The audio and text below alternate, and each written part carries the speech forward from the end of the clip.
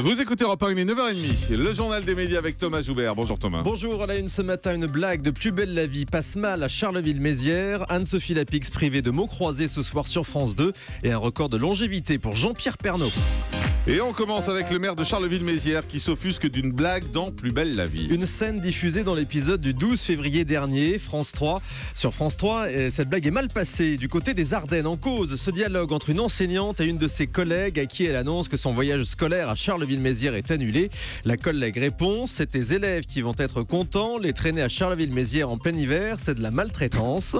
Le maire de la commune n'a pas tardé à réagir. Comme l'indique ce matin le quotidien L'Ardennais, il appelle à la mobilisation des internautes pour défendre l'honneur de sa ville. C'est une farce, ça va. Oui, c'était une blague, mais dans le quotidien, le président de l'organisme Ardennes Développement s'interroge même sur la nécessité d'une action en justice contre le feuilleton de France 3. France 2 annule mots croisés ce soir. Conséquence d'un mouvement social, vous savez que les syndicats de France Télévisions organisent des grèves tournantes depuis plusieurs semaines pour protester contre une nouvelle organisation du temps de travail.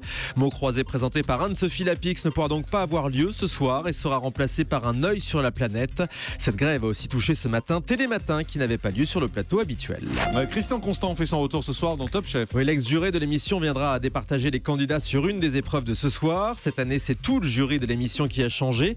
Parmi les petits nouveaux, Michel Saran et son accent du sud-ouest. Il n'était pourtant pas très motivé pour rejoindre l'émission, comme il le révèle au micro européen de Romain Ambron. Quand M6 m'a téléphoné, j'aurais dit non, j'ai pas envie, j'ai pas envie de faire la télévision. Je crois que j'ai pas besoin de faire la télévision. Avec en plus une petite appréhension sur le prisme de la télé, on a toujours. C'est vrai que la télévision, tout le monde la critique, même si tout le monde la regarde, et on a toujours peur d'avoir sa personnalité transformée, finalement que personnalité vous échappe, quoi. J'ai un peu peur de ça, donc j'ai dit non. J'y suis allé à reculons, presque de mauvais poil. Quand on m'a demandé si j'étais content, je ne savais même pas dire si je l'étais ou pas.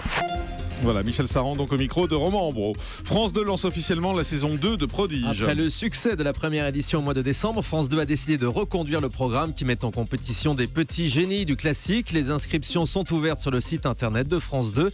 Le casting est réservé aux chanteurs, danseurs ou musiciens classiques âgés de moins de 16 ans.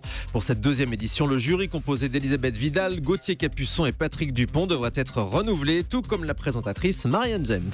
Une émission féminine serait en préparation pour France 2. Une émission destinée au samedi en fin d'après-midi, selon les informations du Tube, l'émission média de Canal+. Un projet intitulé Samedi Madame tiendrait la corde et à la présentation, on devrait retrouver Marion Ruggieri que vous entendez tous les après-midi sur Europe 1 de 15h à 16h dans Il n'y en a pas deux comme elle.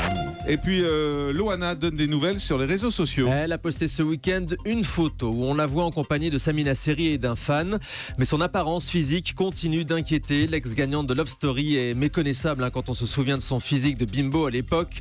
Elle semble avoir perdu le contrôle de son poids et affiche un regard un peu triste. La photo est à voir sur internet. Le patron d'Endemol confiant pour l'avenir de Secret Story. Il l'avait dit à ce micro et Nicolas Copperman le répète ce matin dans une interview au Figaro. Il y aura une saison 9 de Secret Story, même si on ne sait pas sur quelle chaîne, dit-il. On peut ajouter qu'on ne sait pas non plus pour quelle année, car TF1 n'a toujours pas décidé de renouveler le programme. En ce mois de février, Nicolas Copperman conclut: une belle marque ne meurt jamais. Thomas Vergara, le compagnon de Nabila, s'exprime dans la presse. Après son interview dans 7 à 8, le jeune homme se confie dans Public cette semaine. Il affirme que Nabila lui manque beaucoup. J'ai perdu ma meilleure amie et ma femme, je n'ai plus rien. Il dit avoir du mal à accepter qu'on l'empêche de voir la personne qu'il aime, en référence aux obligations judiciaires qui concernent le couple. Sur les violences, Thomas Vergara déclare: on s'est déjà bousculé, un peu poussé. Les gens sont jaloux de nous, on s'aime comme on se déchire. Fin de citation. Et puis l'adaptation française de Top Gear arrive le 18 mars prochain sur RMC Découverte. Top Gear, c'est cette émission automobile complètement décalée. Jusqu'à présent, RMC Découverte diffusait la version britannique avec des beaux scores d'audience. À partir du 18 mars, ce sera donc la version française. Les animateurs relèveront des défis complètement dingues, comme par exemple rejouer un match de foot France-Allemagne avec des voitures, faire les rayons d'un supermarché en Twingo ou encore une course en auto libre en plein Paris. 10 numéros ont été commandés. Et on termine avec le chiffre du jour. 27 ans. Aujourd'hui, Jean-Pierre Pernaut fête ses 27 ans à la tête du 13h, un record de longévité pour un JT. Au total, ça fait plus de 5500 éditions et on pourra fêter ça avec lui mercredi puisque Jean-Pierre Pernaut sera votre invité, Jean-Marc, mercredi donc en direct du Salon de l'Agriculture. Merci beaucoup Thomas. Europe.